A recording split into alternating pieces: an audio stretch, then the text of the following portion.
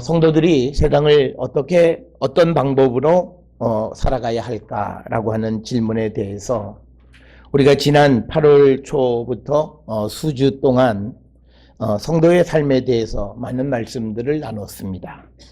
우리가 지난 주간에는 성도는 무엇보다도 절제하는 삶을 살아야 되고, 또 성도는 말뿐인 것이 아니라 행동하는 삶을 살아가는 자들이 되어야 하고, 또 성도는 세상을 살아가면서 차별 없는 삶을 사는 자들이 되어야 한다라고 하는 말씀, 그리고 무엇보다도 성도는 영적인 삶을 우리가 살아갈 수 있어야 되는데, 그러기 위해서는 우리가 영적인 떡을 먹고 또 영적인 예지력을 우리가 갖추고, 그 다음에 그래서 우리가 영적인 선택을 할 수 있는 자들이 되어야 한다라는 말씀을 같이 나누었습니다. 오늘은 우리가 예수께서 예수님의 제자들에 대해서 너희는 어린아이들처럼 약하고 겸손한 자가 되라 말씀하십니다. 오늘 우리가 살고 있는 이 세상은 모든 사람이 강한 자가 되기 위해서 심습니다. 육체적으로도 강한 자가 되려 하고, 사회적으로나 물론 경제적으로도 강한 사람이 되기를 우리는 힘쓰고 있습니다. 그렇기 때문에 우리는 이 강한 자가 되기 위해서 힘겨루기를 우리는 늘 하고 살아갑니다. 그래서 누가 더 높으냐, 누가 더 많이 가졌냐, 누가 더 힘이 세냐, 누가 더 성공했냐, 이런 삶을 우리는 지속적으로 살아가고 있기 때문에 우리는 예수를 믿는다 하면서도 별로 행복하지 않고, 우리가 무언가 하나님이 은혜로 얻은 것 같지만 또 우리는 배고프다고 아우성치는 그런 삶을 우리는 반복적으로 살아가고 있습니다. 예수님은 우리에게 누가 더 보다는 우리 함께라는 그런 방식으로 세상을 살아갈 것을 요청하십니다. 그리고 우리에게 이웃과 함께 살아가고 특별히 어려운 자들과 함께 살아가는 자들이 되어야 한다, 그런 말씀들을 우리에게 주시고, 그것이 성도가 세상을 살아가는 방법 중에 가장 중요한 것 중 하나다, 이렇게 말씀을 합니다. 인간은 언제부터인지 이 세상에 마치 자기가 주인처럼 행세하고 살아갑니다.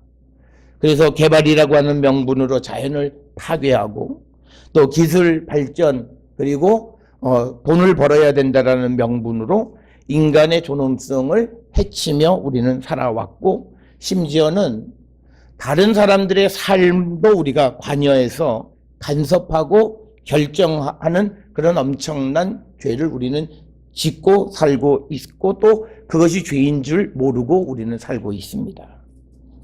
이런 모습을 보면 분명 우리는요, 교만한 건 분명합니다.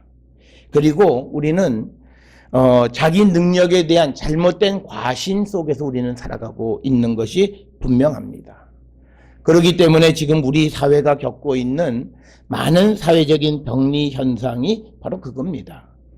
우리가 능력이 있으면 능력 있는 것을 다른 사람을 도와서 함께 살아갈 생각을 하는 것이 아니라, 능력 있는 자가 그냥 그것으로 내 이기적인 생각을 하면서 우리가 세상을 살아가는 거예요.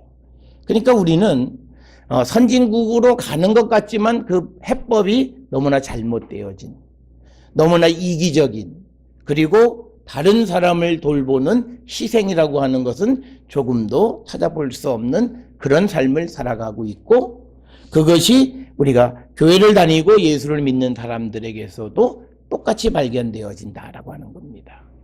우리는 이 좋은 명절에도 내가 불편하면 정부를 비판합니다.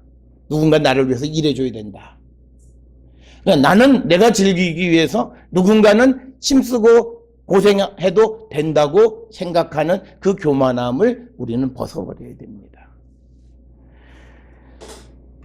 그래서 우리가 세상을 살아가면서 철저한 자기 반성과 회개가 있지 않으면 우리가 미래가 아주 꿈이 확 펼쳐져 있는 것 같지만, 그 문제를 우리가 해결하지 않으면 우리에게는 희망은 없습니다. 우리가 무슨 경제적으로 우리는 잘못된 생각을 있어요. 많이 배우면 잘 살 수 있다.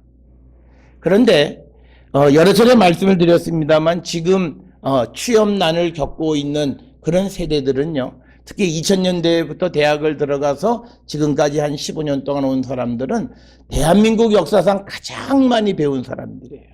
어학연수도 가고 해외 유학도 하고. 그런데 일자리가 없어요. 그러니까 우리는 많이 배우면 내가 잘 살 수 있다고 생각을 했는데 먹고 살 수 있는 일거리가 없는 세상이 된다라고 하는 것은 미처 생각조차도 못한 거죠. 그래서 우리는 더불어 살아가기보다는 자기 자신만 살기 위해서 바둥바둥거리면서 우리는 결국 남과 대결하면서 누가 더 힘세냐라고 하는 그 경쟁으로 서로 물리는 그런 악순환을 우리는 반복하면서 살고 있는 거죠. 여기서 우리 누구도 한 사람도 뒤로 한 걸음 물러서는 사람은 없다는 거죠. 여러분, 우리는 이거를 보면요, 우리가 외길에서 차가 서로 상대방에서 딱 오면요, 어느 한 차가 먼저 뒤로 물러설 생각 안 해요. 일단은 신겨루기 해봐요. 네가 뒤로 가야지, 자식아. 그러다가 뒤로 갈 기미가 없고 그러면 그때서야 뒤로 물러서는 거예요. 그러니까 우리의 작은 삶의 모습 속에서도 보면 우리는 더불어 살아가고 남을 배려하는 그런 삶의 모습은 전혀 없다라고 하는 겁니다. 사람이 어떤 삶을 살아가느냐라고 하는 것은 어떤 길을 택해서 가느냐에 결정되어지는 겁니다. 그래서 우리가 내가 투명하고 아주 맑고 밝은 그런 삶으로 살려면 그 사람이 살아가는 방식이 다 투명해야 돼요. 생각하는 것도 살아가는 방식도 모든 것, 그리고 일하면서 돈을 버는 방식도 완벽하게 투명해야 그는 맑고 밝은 그런 삶을 추구하며 살아갈 수 있다라고 하는 겁니다. 주님이 우리에게 요구하는 투명한 삶, 정직한 삶, 이건 뭐냐면요, 함께 살아가는 거예요. 예전에는 우리가 배타적이었어요. 공부 못하는 것들 넌 빼고. 그러니까 옛날에 우열반 만들었잖아요. 지금도 우리 사회에 보면 툭 먹고 이런데 우열반을 만들고 그게 사회적으로 얼마나 잘못된 건지는 우리 같이 데리고 가야 돼요. 그걸 버리고 가니까 그 버려진 것들이 나중에 그게 문제가 되는 거예요. 사회적인 병리 현상이 거기서 생기잖아요. 요즘 우리가 해외 토픽으로 바다에 사람들이 버린 플라스틱들이 모여서 그 쓰레기가 바다에 가득 차 있는 사진을 보지 않습니까? 똑같아요. 우리 사회에 조금 모자란 사람을 같이 데리고 가지 않고 버리고 갔기 때문에 그들에 대한 사회적인 문제를 어느 시점에서 우리가 다 감당하는 거예요.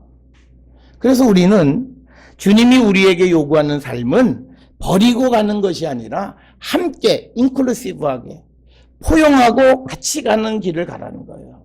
조금 늦게 가도 괜찮아요. 우리 가끔 무슨 등산 같은 거 하다 보면 혼자 막 가서 혼자 그냥 제일 먼저 내가 제일 먼저 1등으로 왔다 그러고 혼자 야호. 그래서 뭐가 어떻게 됐다는 거예요. 그래서 뭐가 어떻게 됐다는 거예요. 같이 가면서 도란도란 이야기하고 서로 정을 나누면서 그렇게 천천히 해서 함께 정상을 오르려고 하는 그런 삶의 자세가 우리에겐 필요하다는 거예요.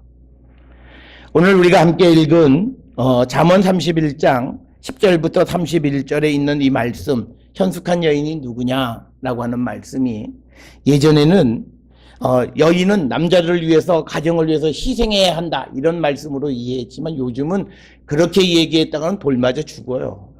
그래서 오늘 주시는 이 말씀은 그것이 아니라 이 가족으로 대변되어지는 이웃과 함께 살아가는 여인, 이 말은요, 내가 능력이 있지만 나는 내 능력으로 우리 집안을 세울 수 있어. 이거는 미련한 여자예요. 그러니까 그 사람들은 얼마큼 살아가다가 아유 힘들어. 그러다가 어느 순간에 폭발해버리는 거예요. 그게 아니라 내가 능력이 있고 기술이 있지만 그러나 함께 살아가려고 하는 그 더불어 살아가는 능력을 가지고 있는 사람이 현숙하고 지혜 있는 여인이라는 것을 오늘 우리에게 가르쳐줘요. 오늘 우리나라 교육이 굉장히 잘못된 게 뭐냐면요. 야, 너가 1등하면 네가 다 세상. 이 세상 그렇게 안 돌아가요. 특히 4차 산업혁명 시대라고 하는 건 뭐냐면 한마디로 얘기하면 창의적이 뭐냐면 편집이에요. 옛날에 개별적인 것들을 종합해서 뭔가를 지금 요새 새로 나오는 거 하나도 없어요. 그런데 예전부터 있던 거를 전에는 하나로 얘기했던 걸 이제 두 개를 결합시키고 요새는 세 개를 결합시키고 요즘은 네 개를 결합시켜서 전혀 다른 새로운 걸 만들어내는 게 소위 4차 산업혁명 시대라는 거예요. 그건 더불어 우리에게 뭘 가르쳐 주냐면 함께 살아가야 된다는 거예요. 독불장군은 있을 수 없다라고 하는 것을 우리에게 가르쳐 주는 겁니다. 그래서 오늘 주시는 이 잠언 31장 10절로부터 마지막 절까지의 말씀은 가족을 위해서 살아가는 여인, 이 가족 대신에 또 남편 대신에 자녀 대신에 옆에 같이 살아가고 있는 사람들을 위한 삶을 사는 거예요. 그게 현숙한 여인이라는 거예요. 이 말은 오늘 우리가 세상을 살아가면서 내 것만 바라보고 살아가는 것이 아니라 내 주변에 함께 살아가는 사람들을 돌보며 살아가는 여인, 그런 삶을 살아가는 사람들이 현숙한 사람이라고 하는 것을 오늘 우리에게 가르쳐주고, 특별히 31장 20절에 보게 되면 어렵고 힘든 사람들에게 손을 펴서 또 궁핍한 자들에게 손을 내밀어 그들을 도와주는 삶을 살아가는 거예요. 그래서 우리가 이 현숙한 여인으로 이렇게 이 지칭하는 이 여인의 삶은 어찌 보면요, 이 제4차 산업혁명 시대에 필요한 인간상과 똑같아요. 혼자 사는 것이 아니라 함께 더불어 살아가려고 애쓰는 모습이에요.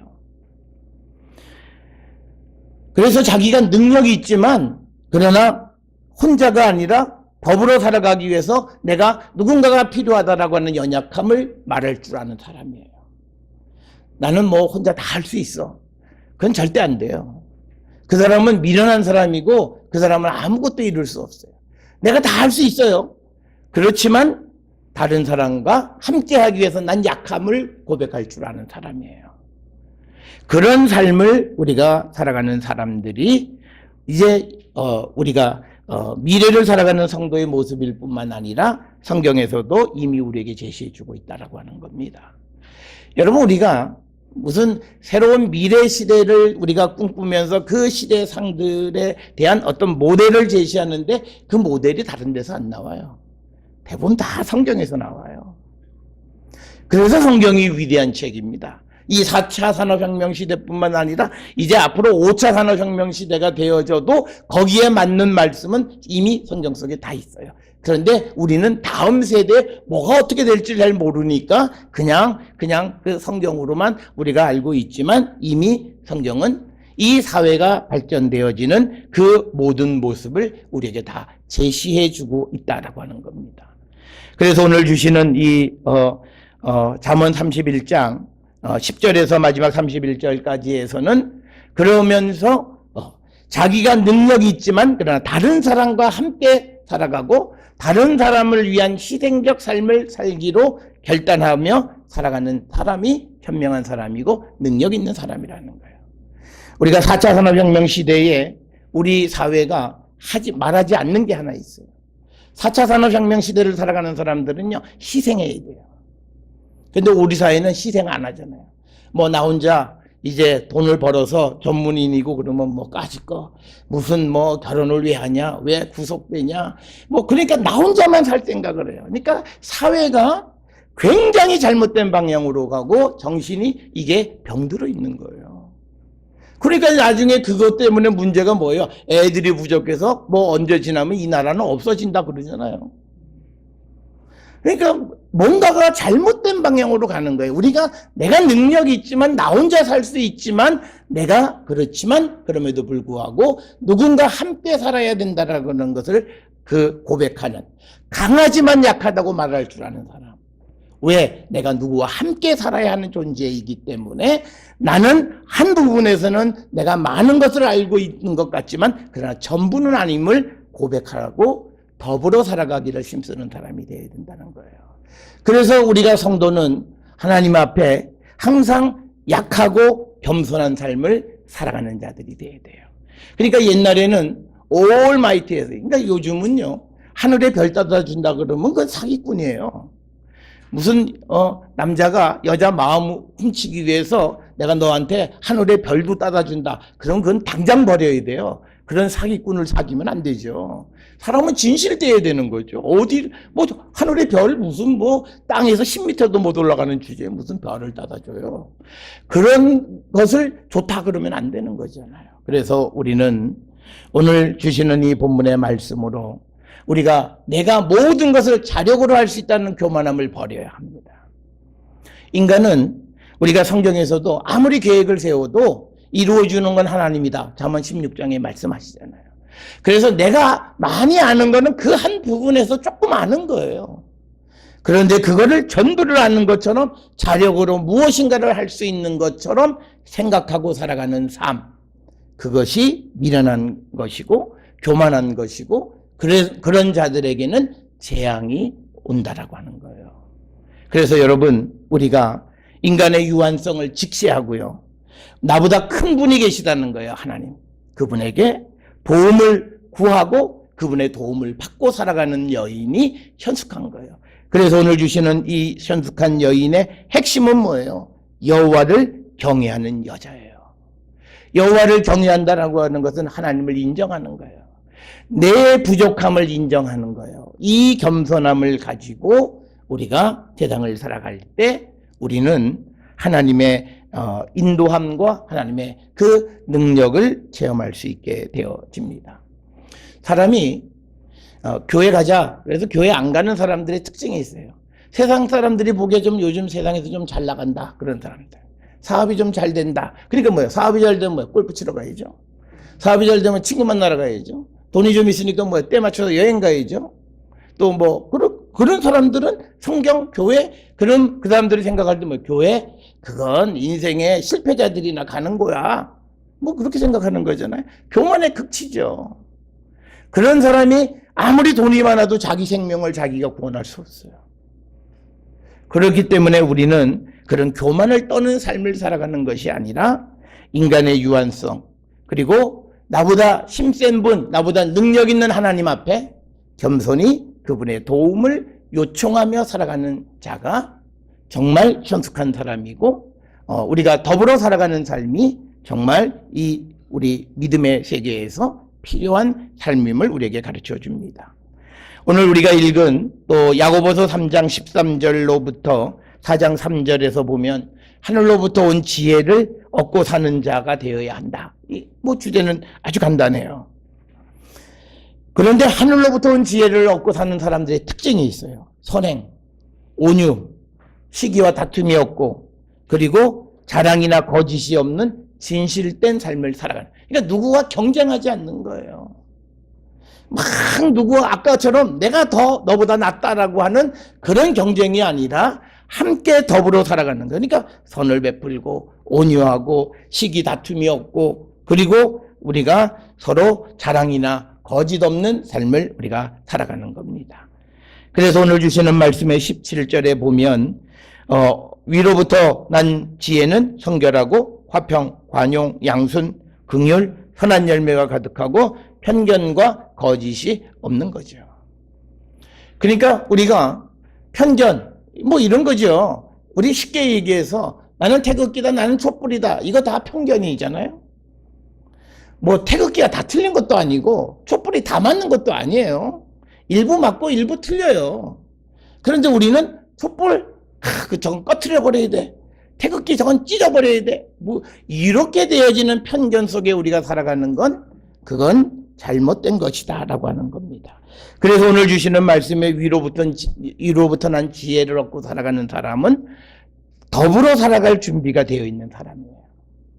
자기중심적인 사익을 추구하는 삶에서 이제는 다른 사람의 공익을 위한 삶을 살 준비가 되어 있는 사람들을 소위 하늘로부터 난 지혜를 얻은 자, 하나님의 구원을 얻은 자, 이렇게 성경은 이야기하는 겁니다.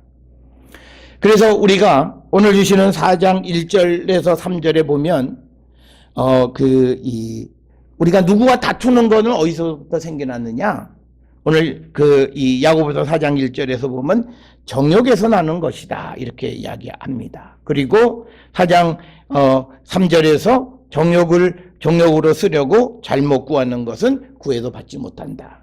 그런데 우리가 이 정욕이라고 하는 말을 잘못 이해하시면 안 돼요. 정욕은 이 욕자를 한문으로 하고자 할 욕을 쓸 때 정욕은 뭐냐면 내 마음 속에 있는 여러 가지 욕구를 얘기하는 거예요. 지금 여기에서 얘기하는 그 4장 1절, 2절, 3절에서 얘기하는 건 바로 그 욕심을 얘기하는 거예요. 내 마음이 하고 싶어 하는 욕심. 그런데 많은 사람들이 이해하는 정욕은요, 욕심욕자를 써가지고 마치 성적인 욕망으로만 이해를 합니다. 그런데 그게 아니라 내 마음 속에 있는 어떤 욕구를 위해서 하는 모든 것, 그것도 우리가 그렇게 해서 구하면 하나님께 받지 못한다고 이야기하고 있는 거예요. 그러니까 여기서 중요한 말씀은 뭐냐면 나를 위한 삶이 아니라는 거예요.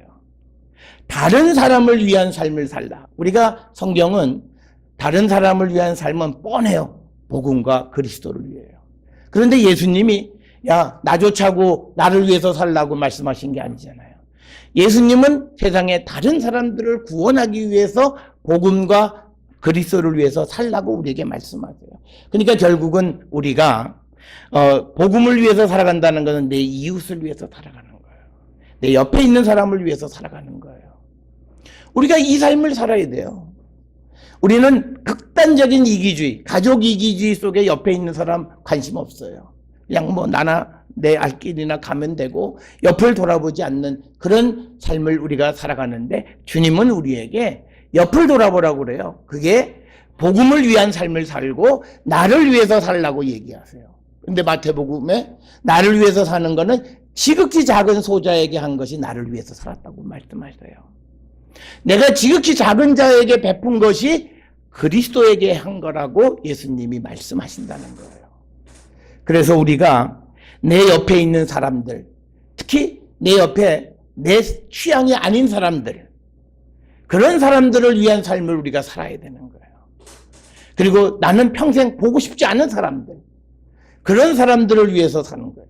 우리가 세속적인 말로 하면 예수를 믿으면서 평생 안 봐도 될 사람을 보게 돼요. 그게 은혜예요. 평생 안 봐도 될 사람을 보게 하시는 게 은혜라는 거예요.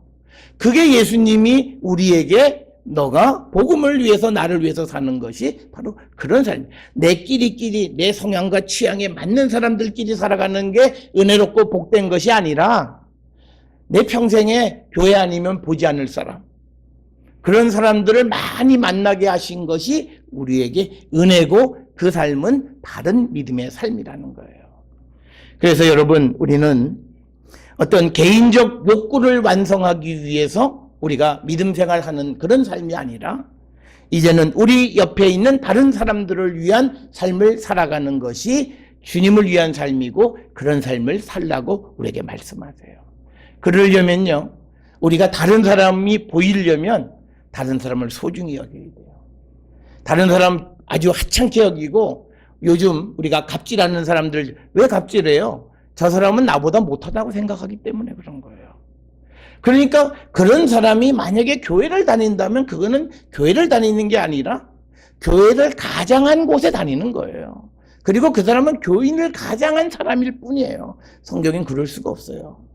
예수님은 그럴 수가 없어요. 소위 갑질이란 말은 있을 수가 없어요. 왜? 이 세상 모든 것은 주님이 만드신 거고 주님이 만드신 소중하고 귀한 존재들이에요. 그런데 우리가 뭐길래 그들의 인생을 결정하고 그들을 판단하고 그래서 그들에게 마음 아픈 상처를 줄 수 있느냐. 그런 삶을 살아가는 것은 우리가 겸손하지 못하고 약함을 고백하지 않기 때문에 그렇다라고 하는 거예요. 인간의 그런 모습은 오늘 마가복음 9장 30절부터 37절에서도 분명히 나타납니다. 마가복음 9장 30절에서 예수님은 두 번째로 십자가의 순환과 죽음을 말씀하세요. 그 얘기가 무슨 얘기인지 알지 못하는 제자들은 그 얘기 듣고 무슨 싸움을 하는 줄 아십니까? 서로 야, 우리 중에서 누가 제일 높지? 그 얘기하는 거예요. 그러니까 결국은 뭐냐면 서열 싸움을 하는 거예요. 사익을 관심을 갖는 거예요. 야, 누가 더 여기서 제일 으뜸이냐. 그러니까 우리의 삶이 이런 삶이 되어서는 안 된다는 거예요. 예수께서 원하시는 것은 자기 공동체 안에서 서로 서열 다툼을 하고 싸움질하고 자기 자신들만을 위한 것이 아니라 다른 사람들을 바라볼 줄 알아야 되는데, 그래서 예수님이 그런 제자들에게 어린아이를 영접하라. 그러니까 제자들이 엄청 실망했을 거예요. 아니, 나는 재산 다 팔고 예수님 따랐는데 뭐 어린애? 뭐 저 어린애 하나 영접하라고? 저 어린애 같이 되어야 천국 간다고? 뭐 이런 얘기들을 하시는 거예요. 그런데 여러분, 어린애는 누구예요? 혼자 살 수 없는 사람이에요. 여러분, 미국은요, 지금도 12세 그 미만의 아이들을 혼자 내버려 두면 법적으로 처벌받아요. 그만큼 누군가의 보호가 필요한 거예요. 그러니까 우리가 세상을 살아가는 삶에 우리는 누구의 도움이 필요해요. 가장 중요한 도움은 주님의 도움이 반드시 필요한 거예요. 우리는 길가에 버려져 있는 어린아이와 똑같아요. 주님이 우리를 도와주지 아니하시면 우리는 고하고 미아가 되어져 버리는 거예요. 그래서 우리가 이 어린아이와 같은 사람이 되어야 우리가 천국에 갈 수도 있고, 그런 이 어린아이와 같은 자가 되어야 하나님께 우리가 그 영접을 받을 수 있다는 거예요. 이런 말씀을 성경이 줘도 현대를 살아가는 사람들은 또 그럼에도 불구하고 더 강하고 더 많은 거, 더 힘 있는 자가 되려고 애쓰는 거예요. 그러니 이 예수님이 더 이상 할 말이 없으실 거예요. 주님은 우리에게 분명히 어린아이 같이 되라. 천국은 이 어린아이 같이 되어야 어린아이가 들어가는 곳이라고 우리에게 분명히 말씀했어요. 그 말은 우리가 하나님의 도움이 있어야만 우리의 인생은 성공할 수 있습니다. 그래서 우리는 약한 존재예요. 내가 아무리 강하고 아무리 능력이 있다 할지라도 내 구원의 문제, 내 생명의 문제는 아무도 어떻게 할 수가 없어요. 여러분, 돈이 많아서 안 죽는 사람 계십니까? 조금 늦게 죽을 수는 있어요. 연명치료 그 정도는 되지만 안 죽는 사람은 없어요. 다 죽어요. 인간은 그런 존재라는 거예요. 그런데 우리의 생명을 결정하는 것은 하나님이 하신다는 거예요. 그 하나님 앞에서 교만을 떨고 마치 자기가 세상을 다 어떻게 할 수 있는 것 같은 그런 교만한 삶을 청산하고 어린아이와 같이 하나님의 도움이 제게 절실합니다를 늘 우리가 부르짖는 그런 겸손함을 가지고 우리가 그 약함을 고백할 때 어쩌면 하나님의 손길이 우리에게 임합니다. 오늘 우리가 하나님을 만나지 못한 이유는요, 내가 강하기 때문이에요. 우리는 내가 해볼 때까지 다 해본 다음에 하나님께 가잖아요. 내가 해볼 방법이 조금이라도 있으면 인간은 그게 움직이기 시작해요. 그래서 하나님 말씀보다는 그쪽으로 자꾸 빨려가요. 그래서 길이 다 절벽으로 막혀야 그제서야 하나님 왔습니다. 온 게 아니죠. 길이 없잖아요. 바닥 쳤는데 그럴 때 비로소 하나님 앞에 두 손, 두 발 다 드는데 그게 아니라, 여러분, 우리가 이 세상의 기본 질서는 하나님이 만드셔서 하나님이 운행하시고 그 앞에서 우리는 아무것도 아닌 존재. 비록 내가 세상에서 어떤 부분에서 능력이 있는 사람인 것처럼 보이지만 그러나 전체 삶에서는 별거 아닌 존재임을 우리는 늘 인정하고, 그래서 나는 항상 하나님의 보호하심이 필요한 어린아이와 같은 자임을 늘 고백하고 우리가 살아갈 때 하나님의 손길을 우리는 체험할 수 있고 하나님의 도움을 체험할 수 있고 하나님의 보호하심을 체험할 수 있으리라 생각합니다. 여러분, 능력 없으면서 능력 있는 자처럼 잘못된 과신으로 하나님을 떠나지 마세요. 또 능력 없는 사람이 능력이 있다고 잘못 생각해서 하나님과 등지지 마세요. 그러면 우리 인생은 뻔해요. 여러분, 우리가 잘 알잖아요. 인생을 잘 쌓아가는 건 너무너무 힘들어요. 그런데 무너지는 건요, 순간이에요. 한순간. 여러분, 우리가 어느 그 탤런트가 막 열심히 무명으로 몇십 년을 살다가 막 뜨기 시작했는데 방송에 딱 그 미투 하나로 그냥 완전히 지금은 종족이 없잖아요. 흔적이 없어요. 그때는 뭐 그 사람이 뭐 살아가는 방식부터 뭐 영수증 정리부터 별의별 거 다 듣고 뭐 따라간다고 어쩌고저쩌고 하다가 지금은 흔적조차 없어요. 인간은 그런 존재예요. 그래서 우리가 하나님 앞에 교만 떨지 말고 겸손하게 하나님의 도움을 구하면 하나님 우리를 어린아이를 케어하듯이 우리를 보듬어 주시고 우리를 지켜주시고 우리를 인도해 주시는 우리의 영원한 보호자이신 하나님 앞에 겸손한 삶을 살아가기를 결단하는 우리 모든 성도들이 될 수 있기를 주의 이름으로 축원합니다.